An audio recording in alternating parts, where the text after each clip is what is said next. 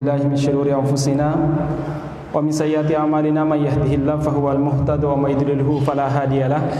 Asyhadu an la ilaha illallah wa asyhadu anna Muhammadan abduhu wa rasuluh. Allahumma salli wa sallim ala nabiyyina Muhammadin wa ala alihi wa ashabihi wa mawalah. Qala Allah tabaraka wa ta'ala fi kitabil karim ba'da a'udzu billahi minasyaitonir rajim. Bismillahirrahmanirrahim. Ya ayyuhalladzina amanu taqullaha haqqa tuqatih wa la tamutunna illa wa antum muslimun. Wa qala ya ayyuhalladzina amanu taqullaha wa kunu ma'as shadiqin. Wa qala Rasulullah sallallahu alaihi wasallam ittaqillaha haitsuma kunta wa atbi sayyi'atal hasanata tamhuha wa khaliqin nas bi khuluqin hasanin. Amma ba'du fa inna asdaqal hadithi kitabullah wa khairul huda huda Muhammadin sallallahu alaihi wasallam wa syarrul umuri muhdatsatuha wa inna kulla muhdatsatin fid dini bid'ah wa kulla bid'atin dhalalah wa kulla dhalalatin fin nar wa ba'd. Ma'asyiral muslimin yang mudah-mudahan dirahmati Allah Subhanahu wa taala. Alhamdulillah, di kesempatan malam ini kita dimudahkan oleh Allah Subhanahu wa taala untuk duduk bersama dalam rangka tawassul bil haqqi tawassul bis sabar. Mudah-mudahan duduknya kita dicatat sebagai amal soleh di sisi Allah Subhanahu wa taala. Salawat dan salam mudah-mudahan tercurahkan kepada Nabiullah Muhammad sallallahu alaihi wasallam, kepada keluarga beliau, sahabat beliau, dan siapa saja yang istiqomah di atas petunjuk Rasulullah sallallahu alaihi wasallam. Kita senantiasa berdoa kepada Allah, mudah-mudahan kita termasuk mereka yang diberi kemampuan untuk bisa istiqomah menapaki petunjuk Rasulullah sallallahu alaihi wasallam. Ma'asyiral muslimin, malam ini kita akan mengkaji terkait tema yang telah kita tentukan, yaitu sirah Abu Bakar As-Siddiq radhiyallahu anhu. Di mana kalau kita lihat bahwa sosok Abu Bakar As-Siddiq radhiyallahu anhu, pengorbanannya, fisiknya, kecerdasannya, boleh dibilang beliau adalah good looking. Bukan God looking seperti salah seorang menteri, tapi good looking, ya. Kenapa demikian? Karena penampilan beliau yang cukup menarik, kemampuan beliau dalam berdiskusi. Lewat beliaulah para sahabat-sahabat besar itu masuk Islam. Di antaranya siapa? Abdurrahman bin Auf, kemudian Abu Ubaidah bin Jarrah, kemudian Sa'ad bin Abi Waqqas, kemudian menantu beliau Zubair bin Awam. Ini adalah sahabat-sahabat besar dari kalangan orang-orang terhormat. Kalau boleh kita bilang, sahabat-sahabat yang saya sebutkan tadi pada zaman jahiliyah itu adalah diamond, itu adalah intan-intan permata. Nah, permata yang paling mengkilap di antara sekian permata tersebut, yang mampu menarik permata-permata lain masuk ke Islam, itu siapa? Abu Bakar As-Siddiq radhiyallahu anhu. Maka kalau dibilang beliau adalah good looking, beliau ini, ya, karena kepribadian mampu menarik orang, menarik perhatian, sehingga jamaah sekalian, kalangan-kalangan elit, bangsawan-bangsawan tadi, ya, Utsman bin Affan, Abdurrahman bin Auf, kemudian Abu Ubaidah bin Jarrah, kemudian siapa lagi? Sa'ad bin Abi Waqqas, kemudian menantu beliau siapa tadi? Zubair bin Awam.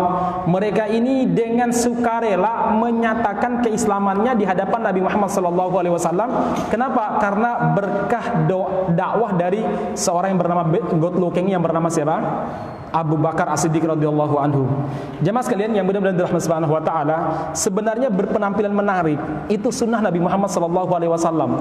Maka mereka yang membencinya adalah orang-orang yang tidak suka dengan sunnah Nabi Muhammad SAW. Itu hanya orang-orang munafik yang tidak suka berpenampilan menarik.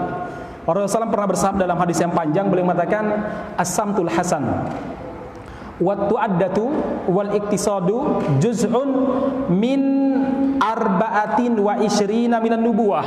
Hadis sahih riwayat Tirmidzi. As-samtul hasan, berpenampilan menarik, ya. Ini hadis zaman sekalian, ya. Good looking itu kalau bahasa sekarang, ya. Ya. Kemudian wa at-tu'addatu, tidak tergesa-gesa dalam berkesimpulan, tidak tergesa-gesa dalam memvonis. Wal iktisad, bersikap pertengahan dalam semua permasalahan.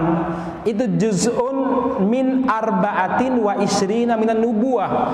Itu bagian dari 24 karakter kenabian. Jadi memang para nabi itu rata-rata good looking, ya. Anda tahu Nabi Muhammad SAW, sampai sebagian sahabat pernah bercerita ketika Nabi Muhammad SAW berpakaian kemerah-merahan, pakai apa namanya, jubah yang merah-merahan di malam bulan purnama. Sahabat ini berkomentar begini, ketika saya melihat Nabi, lalu saya melihat bulan purnama, saya nggak tahu mana yang lebih indah, bulan purnama kah atau Nabi Muhammad sallallahu alaihi wasallam. Kenapa? Begitu good lookingnya Nabi Muhammad sallallahu alaihi wasallam, jemaah sekalian. Jadi memang model-model bad looking, God looking tadi ya, itu nggak suka dengan bad looking, nggak suka dengan good looking, jemaah sekalian. Kenapa? Karena orang-orang munafiklah yang tidak suka dengan berpenampilan menarik. Rasulullah SAW luar biasa. Beliau sangat-sangat menjaga perhatian. Beliau adalah orang yang berpenampilan sangat menarik. Sampai-sampai untuk berpenampilan menarik, good looking, agar bisa menyenangkan orang yang melihatnya atau berhadapan dengan beliau, Nabi Muhammad SAW, kata Anas bin Malik radhiyallahu anhu, yang pernah tinggal bersama dengan Nabi, maksudnya pernah menjadi pembantu Nabi kurang lebih 9 tahun, itu kalau pergi kemana-mana gak pernah lepas dari kurang lebih 6 barang. 1 cermin, 2 sisir, ya, 3 siwak, 4 gunting, kemudian 5 minyak wangi. Selanjutnya kalau peralatan lain adalah apa? Celak. Ini 6 perkara ini, jemaah sekalian, ini semuanya untuk apa?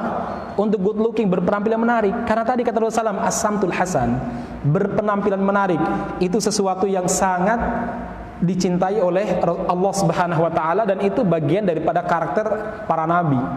Dalam hadis lain Rasulullah SAW pernah bersabda, "Innallaha jamil." Allah itu apa? Maha indah. Bahasa sekarang apa sih? Ya good looking ya, maha good looking, jemaah sekalian. Innallah jamil yuhibbul jamal, dan Allah sangat mencintai keindahan. Kemudian kata Rasulullah SAW, wa yuhibbu an yura athara ni'matihi ala abdihi, dan Allah Subhanahu wa taala sangat mencintai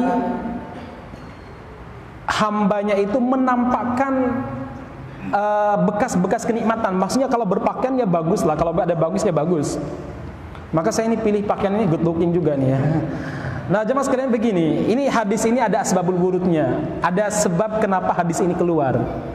Jadi ada sebagian sahabat bertanya, ya Rasulullah, bagaimana menurut Anda orang yang suka berpenampilan menarik, pakainya bagus, ya kopiahnya bagus, apakah itu termasuk kibir ya Rasulullah? Apakah itu termasuk sombong ya Rasul? Kalau orang berpenampilan menarik, kata Rasul, dijawab dari hadis ini, Innallah jamil. Allah itu maha indah, maha good looking, yuhibbul jamal, dan Allah sangat mencintai apa? Keindahan. Good looking sangat dicintai oleh Allah Subhanahu wa taala.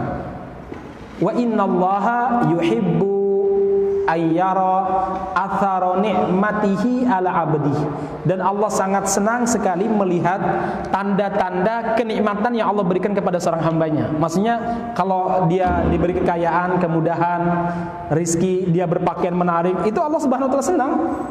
Kemudian Rasulullah lakinnal kibr man safahal haqqa wa ghamasun nasa a'malahum. Yang dimaksud dengan sombong itu adalah apa? Orang yang meremehkan, mengolok-olok kebenaran. Ya kayak si F ini ya, dia mengolok-olok kebenaran. Lucu, mau sertifikasi para kiai dan para ulama, tapi baca Al-Qur'annya belepotan. Gimana mau sertifikasi? Jangankan Al-Qur'an, muqaddimah khutbatul hajah itu belepotan gitu ya. Mau sertifikasi para ulama. Nah, masyarakat muslimin yang mudah-mudahan dirahmati Subhanahu wa taala, jadi sekali lagi Rasul mengatakan walakinnal kibr, kalau sombong itu yang diharamkan adalah apa? Man safihal haqqa, orang yang merendahkan, meremehkan kebenaran, menolak kebenaran. Dan jemaah sekalian, kita semua tahu wa madza ba'dal haqqi illa dhalal. Kebenaran itu cuma satu, al-Islam. Ketika ada upaya untuk menolak kebenaran, menolak Islam, itu namanya sombong, angkuh.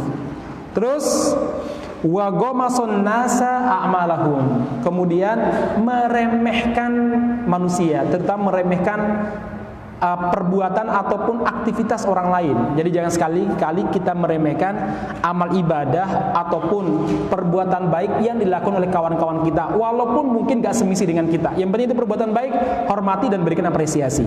Nah, masyarakat muslimin yang mudah-mudahan dirahmati Subhanahu wa taala, jadi sekali lagi Abu Bakar adalah sosok yang good looking betul. Orangnya tinggi, kemudian kulitnya putih bersih, itu Abu Bakar kalau kita lihat ciri-ciri fisiknya. Kemudian beliau adalah orang yang suka berpenampilan menarik. Maka tadi lewat dakwah beliau, orang-orang dari kalangan elit Quraisy itu bisa masuk dalam Islam. Jadi kalau boleh kita bahasakan, Abu Bakar itu diamond, good looking betul, diamond betul jamaah sekalian, intan permata.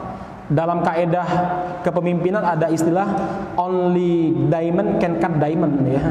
Hanya permata yang bisa menggores permata. Hanya intan yang bisa mematahkan intan. Besi susah, apalagi kaca, walaupun sama-sama putih, sama-sama bersinar, memantulkan cahaya, tapi tidak mampu menggores diamond. Kenapa? Kurang good looking. Nah, Abu Bakar ini good looking. Dia mampu menggores, maksudnya mampu menarik dalam bingkai Islam tokoh-tokoh yang kita sebutkan tadi. Baik, masyarakat muslimin, itu sekilas tentang good looking dengan God looking, ya. Yang suka masuk God namanya God looking itu namanya, ya.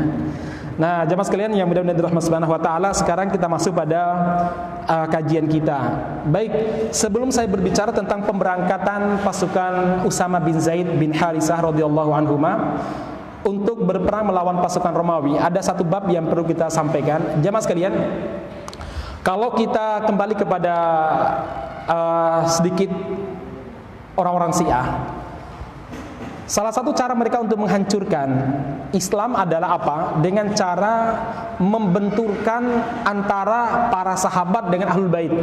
Jadi seakan-akan antara para sahabat Rasulullah SAW dengan ahlul bait ini ada clash yang tidak bisa dipertemukan. Sangat ada clash. Sebagai sebuah contoh jamaah sekalian, mereka mengangkat namanya tanah Fadak. Tanah Fadak itu tanah yang dimiliki oleh Rasulullah SAW. Nah, sepeninggalan Rasulullah SAW, Al-Abbas bin Abdul Muthalib, yaitu pamannya Nabi Muhammad SAW, dengan putri beliau Fatimah radhiyallahu anha, itu pernah menghadap Abu Bakar As-Siddiq radhiyallahu an untuk meminta supaya tanah Fadak tersebut diberikan kepada mereka berdua, karena mereka berdua adalah apa? Mereka berdua adalah ahli waris Rasulullah SAW. Kemudian jamaah sekalian, hal yang sama pernah dilakukan oleh istri-istri Nabi yang lainnya, mengutus salah seorang sahabat menemui Abu Bakar agar membagikan harta warisan Nabi, maksudnya harta yang dimiliki oleh Nabi, kepada istri-istri beliau.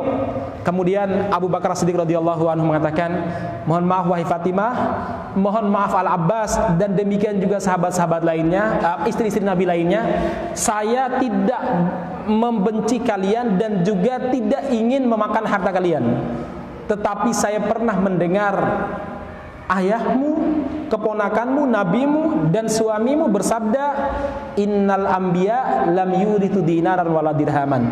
Para nabi itu tidak pernah mewariskan harta dunia. Adapun harta warisan para nabi, fahiya sedekah, itu otomatis sepeninggalan nabi menjadi sedekah bagi kaum muslimin. Para nabi itu mewariskan ilmu, tidak mewariskan apa? Tidak mewariskan harta.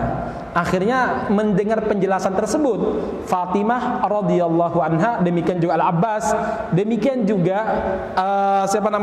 istri-istri Nabi Muhammad SAW, akhirnya mereka ini ridho, qanaah, berhenti, tidak lagi menuntut warisan dari Rasulullah SAW lewat Abu Bakar As-Siddiq radhiyallahu anhu. Nah, lucunya orang-orang Syiah mengangkat bahwa Abu Bakar ini memakan harta warisannya siapa? Rasulullah SAW. Padahal istri-istri Nabi saja tidak mendapatkan. Demikian juga anak beliau. Jemaah sekalian, mereka membuat isu bahwa Fatimah itu sakit gara-gara dua. Satu, karena dibentak sama Umar, ya. Yang kedua karena memikirkan tanah Fadak yang enggak dibagi-bagian oleh Abu Bakar. Makanya 6 bulan sepeninggalan Nabi Muhammad SAW, Fatimah menyusul radhiyallahu anhu. Beliau menyusul untuk meninggal. Nah, kata orang ini karena memikirkan tanah Fadak yang enggak dibagikan oleh Abu Bakar. Jadi mereka menyerang karakter Abu Bakar demikian. Padahal jemaah sekalian, tentang bahwa Fatimah akan segera menyusul Nabi Muhammad SAW itu telah dikabarkan oleh Nabi menjelang beliau wafat kepada siapa? Kepada Fatimah. Jadi pernah Aisyah tuh cerita suatu waktu Fatimah izin masuk, kemudian beliau datang mencium ayahnya. Saat itu Nabi Muhammad SAW dalam kondisi yang betul-betul sangat payah. Beliau kemudian membisiki siapa namanya? Fatimah. Bisikan telinga kiri, Fatimah menangis. Bisikan telinga kanan, Fatimah tersenyum. Lalu Aisyah radhiyallahu anha bertanya, "Ya Fatimah, rahasia apa yang disampaikan oleh abahmu?" Fatimah mengatakan, "Pertama beliau membisiki saya, beliau memberitahu bahwa sebentar lagi ajalnya akan dekat, akan datang. Maka saya nangis. Namun yang kedua, beliau membisikiku dan mengatakan, tidakkah kamu ingin menjadi sayyidatu ahlil jannah, bidadari, ratu bidadarinya para bidadari surga?" "Iya, wahai Abah." Kemudian Rasul mengatakan, "Engkau akan menjadi sayyidah ahlil jannah dan kamu adalah keluargaku yang pertama kali menyusulku." Maka aku tersenyum. Nah, masyarakat muslimin yang mudah-mudahan dirahmati Subhanahu wa taala, bahkan ketika Fatimah radhiyallahu anha meninggal, Anda tahu siapa yang mimpin menyolatkan jenazah Fatimah? Abu Bakar. Dan itu pun jamaah saya bukan karena Abu Bakar sebagai khalifah dia langsung maju, tidak. Tetapi karena apa? Ali bin Abi Thalib radhiyallahu anhu mengatakan, "Ya Abu Bakar, anta haqqun nas bi imamatiha." Wahai Abu Bakar, engkau adalah manusia yang paling berhak mengimami sholat jenazahnya istriku. Kemudian Abu Bakar dengan merendahkan hatinya mengatakan, "Enggak, wahai Ali, engkau lah yang paling layak, wahai Ali." Enggak, Anda wahai Abu Bakar. Kemudian siapa? Yang maju adalah Abu Bakar, sementara Ali makmum di belakang siapa? Abu Bakar As-Siddiq radhiyallahu anhu. Artinya cerita orang-orang Syiah bahwa seakan-akan antara Abu Bakar dengan para ahlul bait terjadi clash, itu hanya bohong, dusta, dan hanya orang-orang munafik yang melariskan dan menceritakan berulang-ulang clash antara ahlul bait dengan sahabat-sahabat Nabi seperti Muawiyah dengan Hasan maupun Husain dan lain sebagainya. Itu hanya orang-orang munafik atau orang yang nggak pernah paham agama. Dua-duanya tidak bisa dijadikan sebagai rujukan. Orang yang munafik dan orang nggak paham agama itu nggak bisa dijadikan sebagai rujukan. Baik jemaah sekalian yang mudah-mudahan dirahmati Subhanahu wa taala, itu poin pertama yang sudah saya sampaikan. Masyarakat muslimin yang mudah-mudahan dirahmati Subhanahu wa taala, sekarang kita masuk pada bab Bu'usu Jaisi Usamah, yaitu pasukan Usamah yang diberangkatkan oleh Abu Bakar As-Siddiq radhiyallahu anhu, Khalifah Abu Bakar As-Siddiq radhiyallahu anhu. Jadi materi kita malam ini dua-duanya enggak disukai, dua istilah, khalifah sama good looking. Ini enggak disukai sama si itu. Enggak apa-apa. Membuat marah orang munafik itu berpahala loh. Ya. Oh iya betul, ada ayatnya tuh. Ya. Berpahala. Yang penting cara membuat marahnya benar ya. Enggak boleh pakai dusta apalagi hoax ya. Baik, masyarakat muslimin yang mudah-mudahan Allah Subhanahu wa taala, kembali sampaikan tadi. Masyarakat muslimin, jadi kita berbicara tentang ini, sekali lagi bicara sejarah agar kita bisa mengambil ibrah untuk masa kita sekarang. Semasa Nabi Muhammad SAW hidup, memang pernah terjadi bentrok ataupun peperangan antara Rasulullah SAW dengan dengan orang-orang Romawi. Nah, hanya saja jemaah sekalian, peperangan yang kita dengan perang Tabuk itu tidak terjadi peperangan, hanya provokasi dari orang-orang Romawi Kristen yang membuat Nabi Muhammad SAW memberangkatkan pasukannya pada perang Tabuk yang dikenal sebagai Jaisul Usrah. Karena perangnya Tabuk itu perang pada masa paceklik, panas-panasnya Arab. Jadi panasnya Arab. Kita saja panasnya di sini ya, sekarang lagi panas-panas ya. Masya Allah, luar biasa. Ini panasnya Arab lagi musim paceklik, kurma sedang ranum-ranumnya. Pada saat itu Rasulullah SAW memberangkatkan pasukan, namanya pasukan Tabuk.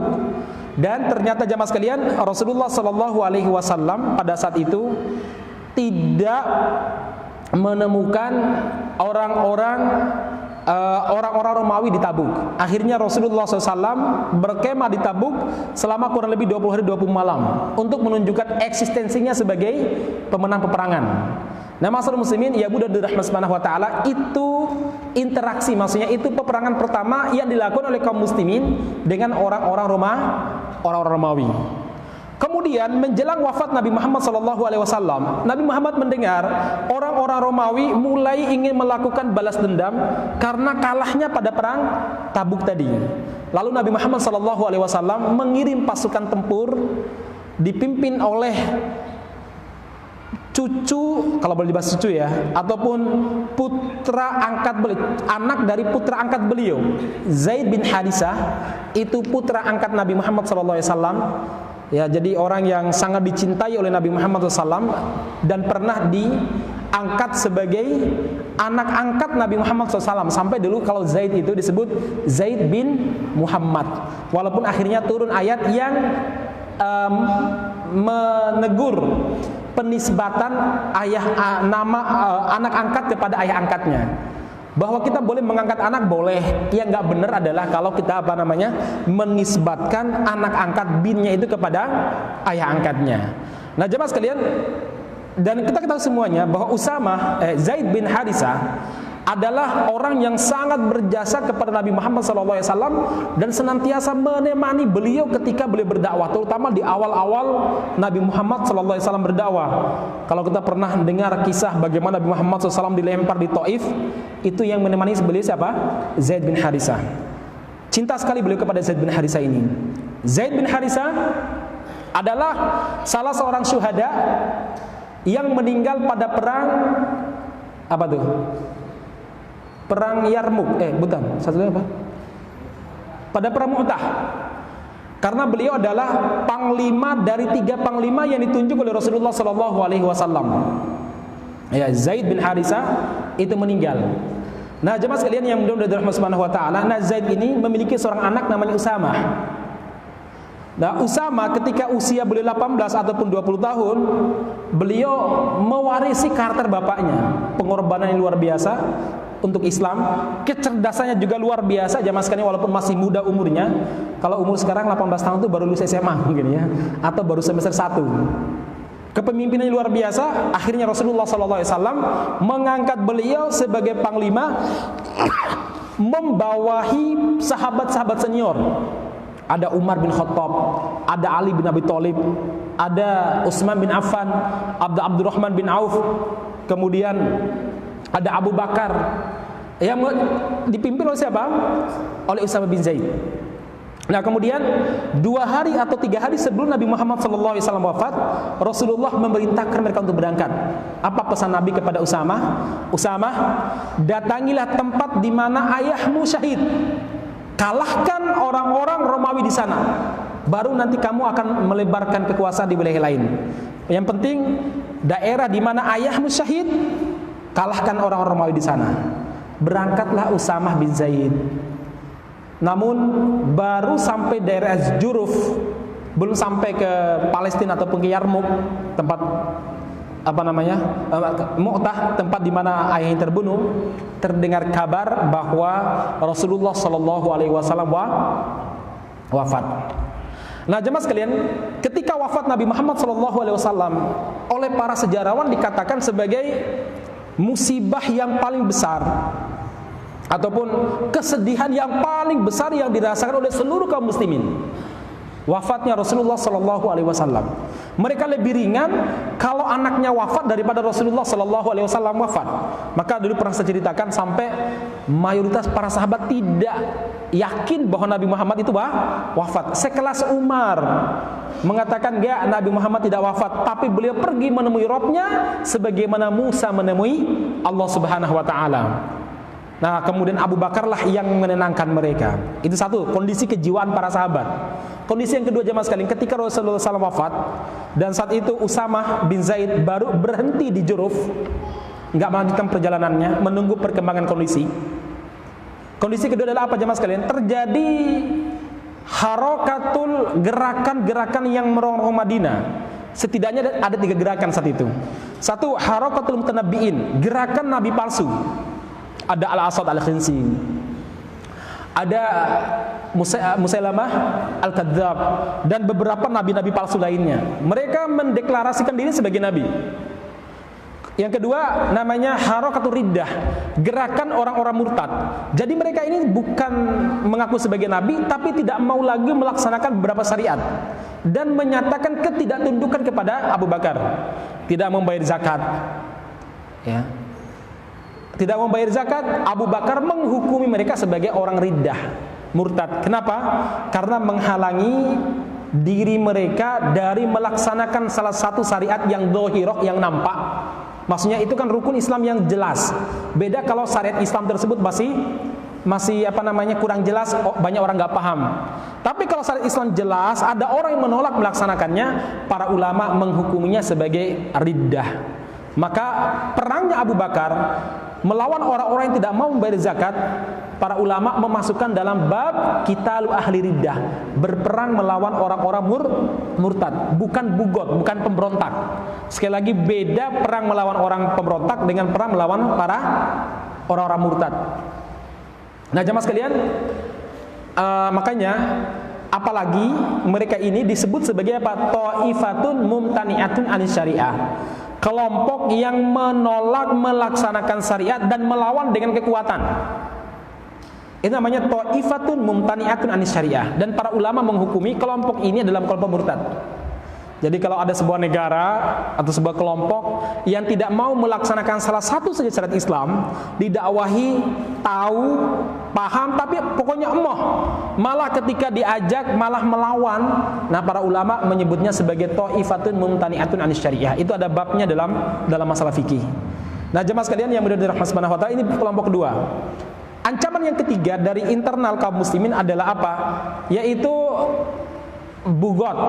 Banyak kemudian orang-orang yang memberontak, terutama suku-suku kecil. Mereka melakukan perampokan, pemberontakan, terutama orang-orang munafik yang dulu memendam kebencian terhadap Islam, tapi tidak berani saat Nabi Muhammad SAW hidup. Ini kondisi internal, jamaah sekalian.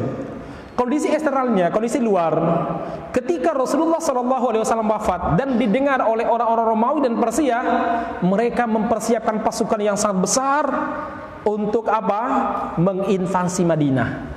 Kata mereka, ini saat yang tepat, di saat-saatnya sedih, di saat-saatnya mereka lengah kehilangan pemimpin yang dianggap pemimpin yang sangat adil, sudah saatnya kita menginvasi Madinah. Jadi Kaisar Romawi sudah mempersiapkan pasukan yang sangat besar untuk menginvasi Madinah. Demikian juga Persia. Nah, jemaah sekalian, ini kondisi Madinah ketika Abu Bakar As-Siddiq radhiyallahu anhu menjabat pertama kali sebagai khalifah. Anda bayangkan berhadapan dengan kesedihan kaum muslimin, berhadapan dengan orang-orang yang ngaku nabi palsu, orang-orang yang murtad, orang-orang yang tadi menyerang, merampok dan sebagainya. Kemudian di saat yang bersamaan beliau harus berhadapan dengan apa? Tentara yang maha dahsyat, Romawi maupun Persia. Pada saat itu, jamaah sekalian, Usamah mengutus Umar bin Khattab radhiyallahu anhu. Mengutus Umar untuk dua hal. Satu, Usamah minta izin balik ke Madinah untuk memperkuat benteng Madinah, karena beliau itu membawa hampir 90% laki-laki Madinah yang siap tempur. Itu bersama dengan beliau, jemaah sekalian. Kemudian yang kedua, Usamah minta izin dan meminta pendapat Abu Bakar dilanjutkan apa tidak misinya. Jemaah sekalian, akhirnya Umar datang menemui Abu Bakar As-Siddiq radhiyallahu anhu. Kemudian Umar juga meminta kepada para sahabat lain untuk mendukung argumentasinya agar pemberangkatan pasukan ditunda. Saat itulah Abu Bakar berdiri dan beliau mengatakan, "Ya Umar, demi Allah, saya tahu alasan kalian. Baik, agar Madinah aman dulu, agar khalifah itu bisa diamankan, jangan sampai terjadi pembunuhan terhadap Abu Bakar. Agar Madinah bisa aman dari berbagai macam gerakan-gerakan tadi. Saya tahu alasan kalian, tetapi wallahi demi Allah, andaikan saya tahu bahwa nanti atau besok ada binatang buas, serigala dan sebagainya akan menerkamku, dan hari ini aku harus memberangkatkan pasukannya Usamah, demi Allah, saya tidak akan menunda keberangkatan pasukan Usamah, walaupun besok atau besok lusa saya akan diterkam oleh serigala. Bahkan istri-istri Nabi digigit oleh serigala pun akan saya abaikan. Saya akan memberangkatkan pasukan yang telah diberangkatkan oleh Rasulullah SAW, dan saya tidak akan menunda keberangkatan sebuah pasukan yang telah diberangkatkan oleh Rasulullah SAW. Akhirnya mereka diam semuanya, tidak berani melobi. Kemudian jamaah sekalian, Usama diperbolehkan datang ke Madinah untuk belasungkawa dulu. Kemudian para sahabat melihat umur Usama yang masih sangat muda, mereka meminta Umar bin Khattab radhiyallahu anhu untuk apa? Melobi Abu Bakar untuk mengganti panglimanya. Masa Ali, Umar, ya. Kemudian siapa lagi? Utsman bin Affan, Abdurrahman bin Auf, Abu Ubaidah bin Jarrah, Khalid bin Walid dipimpin oleh anak muda yang masih belia. Umar pun datang, kemudian beliau menyampaikan usulan para sahabat. Abu Bakar yang sedarinya duduk, beliau berdiri di hadapan Umar dan mengatakan, celakalah kamu wahai putra Al-Khattab, saya belum pernah melihat kebodohan kamu sebagaimana sekarang, katanya. Bagaimana mungkin saya menurunkan pemimpin yang telah diangkat oleh Rasulullah SAW? Tidak, saya tidak akan melakukannya. Akhirnya Umar keluar. Lalu orang-orang bertanya, gimana Umar? Berhasil enggak? Berhasil. Gara-gara kalian, saya belum pernah dimarahi Abu Bakar seumur hidup seperti ini. Kalau bukan karena kalian, kata Umar. Bubar. Jangan bikin malu saya lagi, kata Umar. Ya. Akhirnya Abu Bakar keluar, kemudian beliau mengkhutbahi para sahabat. Akhirnya para sahabat menerima keputusan Abu Bakar As-Siddiq radhiyallahu anhu. Kemudian jemaah sekalian, diberangkatkanlah pasukan Usama. Kemudian Abu Bakar mengantar pasukan Usama sampai gerbang Madinah. Unta yang ditunggangi oleh Usama dipegang tali kekangnya oleh Abu Bakar jalan kaki. Sementara kudanya Abu Bakar dibawa oleh Abdurrahman bin Auf. Sampai Usama yang masih sangat belia, Anda bayangkan umur Usama kalau bukan 18 tahun 20 tahun. Sementara saat itu umur Abu Bakar kurang lebih 60 tahun.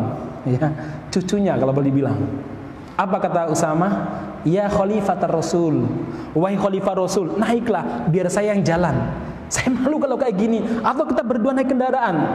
Apa kata Abu Bakar? Wahai Panglima. Beliau nggak ngomong Usama. Wahai Panglima, apakah Anda tidak memperbolehkan saya, mengizinkan saya berdebu di jalan Allah walaupun barang sebentar? Hanya mengantar Anda, wahai Usama. Saya ingin kaki saya berdebu di jalan jihad. Padahal sebelumnya beliau sudah berdebu-debu di jalan jihad. Kenapa jemaah sekalian? Rasulullah SAW pernah bersabda, magbarat qadama abdin fi sabilillah fatamassuhan nar. Kaki yang pernah berdebu di jalan Allah, apalagi lecet atau terluka di jalan Allah, haram masuk neraka. Kakinya saja, ya seorangnya dong, masa kakinya doang, ya. Nah jemaah sekalian, itu pentingnya berdebu di jalan Allah. Saya dulu masih ingat ada salah seorang mujahid dari Swedia atau mana ya, ketemu dengan kita di Suriah. Orang udah tua, ya umur 60-an ya. Begitu masuk perbatasan, lewat perbatasan, dia buka kaos kakinya, dia buka sepatunya, ditaruh di atas di atas pundaknya. Kita heran, musim dingin lagi ya. Ya Syekh, pakai sepatu ente tuh. Ini lagi musim dingin. La demi Allah. Ardun mubarakah, ini negeri yang diberkahi, yang didoakan oleh Nabi sampai 3 kali keberkahannya.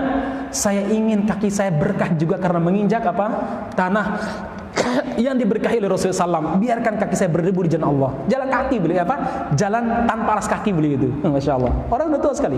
Dan saya syahid di Suriah. Beliau jujur kepada Allah dan Allah pun jujur kepada beliau. Baik jemaah sekalian yang mudah-mudahan dirahmati Subhanahu wa taala, akhirnya Usama diantar oleh Abu Bakar As-Siddiq radhiyallahu anhu, dan Abu Bakar mewasiatkan beberapa wasiat kepada pasukan secara umum dan kepada Usama secara khusus.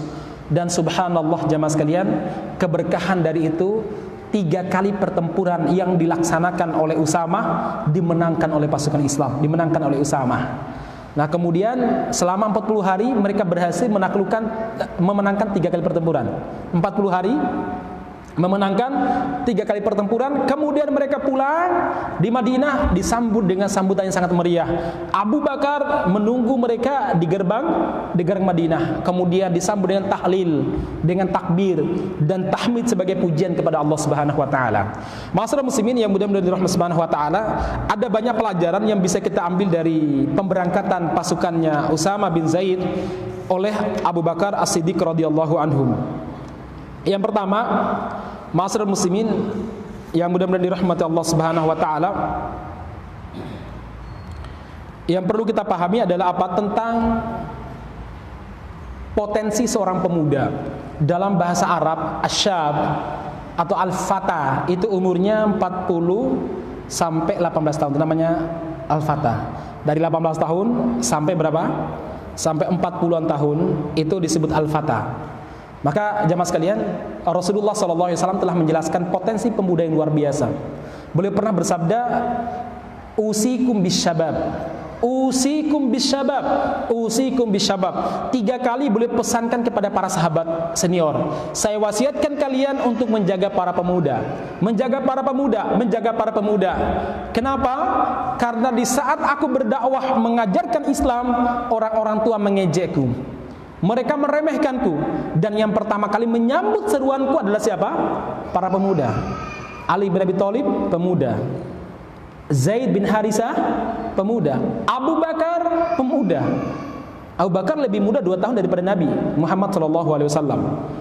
Kemudian Mus'ab bin Umair, seorang pemuda. Rata-rata semuanya pemuda, jamaah sekalian.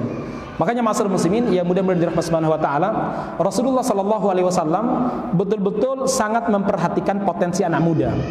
Dan Nabi Muhammad SAW berhasil mentarbiah mereka dari zero, dari orang-orang zero, nol dengan nilai keislaman, nol dengan nilai kebaikan, mereka menjadi the hero, para pahlawan di kemudian hari. Anda bayangkan tadi, Usama bin Zaid dari pemuda yang zero menjadi seorang pahlawan. Umar bin Khattab dari preman pasar menjadi salah seorang pahlawan yang luar biasa. Demikian juga Mus'ab bin Umair, tiap harinya hanya mejeng, tiap harinya istilahnya apa? Beliau hanya mejeng kiri kanan, jalan ke pasar sebagainya untuk memperlihatkan kegantengan dan ketampanannya kepada para gadis-gadis Makkah. Makanya saya bilang para sahabat dulu ternyata good looking ya. Si Mus'ab bin Umair itu sampai-sampai disebutkan setiap pemuda, setiap wanita di Makkah senantiasa berangan-angan untuk menjadi istrinya siapa? Mus'ab bin Umair, karena saking tampannya Mus'ab bin Umair ini. Nah, masalah muslimin yang mudah-mudahan dirahmati Subhanahu wa taala. Jadi poin pertama, teman-teman yang sangat muda, dan kalau bapak-bapak punya anak muda, berikanlah jalan kepada mereka untuk mengembangkan potensi. Percayakan kepada mereka dakwah Islam ini. Dan memang kita lihat jamaah sekalian, ketika masjid misalkan itu dipegang oleh orang-orang tua, lama banget berkembangnya. Tapi kalau dipegang oleh anak-anak muda, itu cepat sekali perkembangannya. Nah, maka jamaah sekalian, serahkan urusan tersebut kepada anak muda. Orang tua itu sifatnya penasehat, pengambil keputusan itu anak muda. Ini mirip dengan Nabi Muhammad SAW mengutus Mus'ab bin Umair dengan Abdullah bin Umi Maktum untuk membuka gerbang Madinah supaya bisa dihijrahi, supaya menjadi tempat hijrah. Mus'ab bin Umair, pemuda yang sangat jos ya, tadi good looking tadi ya, umurnya baru 22 atau 24 tahun. Sementara Abdullah bin Umi Maktum udah lebih tua umurnya. Nah, semua keputusan di tangannya Mus'ab bin Umair. Tapi Abdullah bin Umi Maktum ini temannya, karena Abdullah bin Umi Maktum sudah tua, kemudian beliau buta. Beliau ini sering dimintai nasihat oleh siapa? Mus'ab bin Umair. Tapi keputusannya di mana? Keputusannya di Mus'ab bin Umair. Ini penting. Jemaah sekalian, ketika Sultan Murad II, bapaknya Muhammad Al-Fatih, sudah 2 kali melakukan serangan ke Konstantinopel, gagal. Beliau merasa umurnya sudah mulai tua. Bukan beliau yang menyerang Konstantin, tapi apa? Beliau mempersiapkan generasinya. Sudah saatnya mempersiapkan generasi baru. Jadi memang kadang, mohon maaf ya, orang-orang tua itu perlu menyadari bahwa umurnya sudah tua, kulitnya sudah keriput, rambutnya sudah putih sebagaimana putihnya kain kafan yang sebentar lagi akan membungkus badan. Nah, kadang perlu kita ini menyiapkan generasi muda, beri mereka fasilitas agar dakwah Islam ini berkembang jemaah sekalian, betul-betul berkembang. Nah, ini penting. Ya, kita lihat juga di jihad Suriah sekarang. Rata-rata komandan itu semuanya itu siapa? Anak muda. Orang tua ada, tapi mereka menjadi tim penasehat. Kenapa demikian? Karena kalau orang tua itu diberi sebagai manajer ataupun panglima, terlalu lama memutuskan karena banyak pertimbangan, banyak pengalaman menyebabkan mereka banyak pertimbangan. Maka ini yang menjadi salah satu yang menjadi salah satu kajian kenapa produk-produk Jepang kalah dengan produk-produk Eropa dalam masa dan Korea, terutama terkait masalah semacam elektro ya, semacam HP dan sebagainya. Ternyata jemaah sekalian, salah satu apa namanya kajiannya, salah satu risetnya adalah apa? Karena di Jepang itu dulunya ya, sebelum mereka merubah informasi, rata-rata stakeholder, para pemegang kebijakan itu dipegang oleh orang-orang tua, sehingga lamban mengikuti perkembangan zaman. Terlalu banyak pertimbangan untuk mengikuti perkembangan zaman. Sementara di Eropa, demikian juga di Korea, stakeholdernya itu, para manajer-manajernya itu dipegang oleh anak-anak muda. Maka mereka cepat mengikuti perkembangan dan cepat mengambil keputusan. Ini pentingnya jemaah sekalian. Jangan meremehkan anak muda. Muhammad Al-Fatih menaklukkan kota Konstantin umur 20 tahun. Usama bin Zaid diangkat sebagai panglima umur 18 tahun. Masyaallah muslimin yang berdoa dengan Allah Subhanahu wa taala. Sayangnya udah adzan ya. Yang terakhir sebelum saya tutup jemaah sekalian, tentang bagaimana kalau kita sudah dalam sebuah jamaah atau dalam sebuah komunitas. Anda bayangkan Abu Bakar radhiyallahu anhu, walaupun beliau seorang khalifah, tapi boleh tetap menghormati seorang panglima, yaitu siapa? Usama bin Zaid. Bahkan yang tadi belum saya ceritakan, ketika Abu Bakar merasa sangat kesulitan untuk menata Madinah sepeninggalan Nabi, beliau minta izin kepada Usama. Apa kata beliau? Ya Usama, kalau Anda memperbolehkan, saya ingin Umar tinggal bersama dengan saya di Madinah, biar mengatur urusan Madinah. Apa kata Usama? Wahai Khalifatul Rasul, saya izinkan dan saya ridhoi. Mudah-mudahan urusan Anda berdua dimudahkan oleh Allah Subhanahu wa taala. Padahal beliau seorang apa? Beliau seorang khalifah. Artinya begini jemaah sekalian, seorang presiden ataupun seorang ketua kalau sudah memberikan mandat kepada orang ini dalam acara ini, antum sebagai ketua, ya dia harus punya adab. Kalau dia punya apa, ngomong sama ketua, jangan sampai sebuah acara diketuai oleh seseorang, kemudian tiba-tiba ketua organisasi tersebut mengacak-acak ataupun membuat kebijakan yang baru. Ini nggak benar. Anda bayangkan sampai Abu Bakar, Khalifatun Nabi, orang yang paling dicintai sama Nabi, ketika meminta agar Umar bisa bersama dengan beliau di Madinah untuk menata kota Madinah, boleh minta izin kepada siapa? Kepada Usama. Karena memang sebelumnya Umar itu di bawah komandonya siapa? Di bawah komandonya Usama. Yang terakhir, inilah prinsip sami'na wa ata'na jamaah sekalian. Enggak kenal senior, enggak kenal junior. Kalau sudah diangkat sebagai pemimpin, sami'na wa ata'na. Selama itu bukan maksiat. Umar sami'na wa ata'na kepada Usama bin Zaid.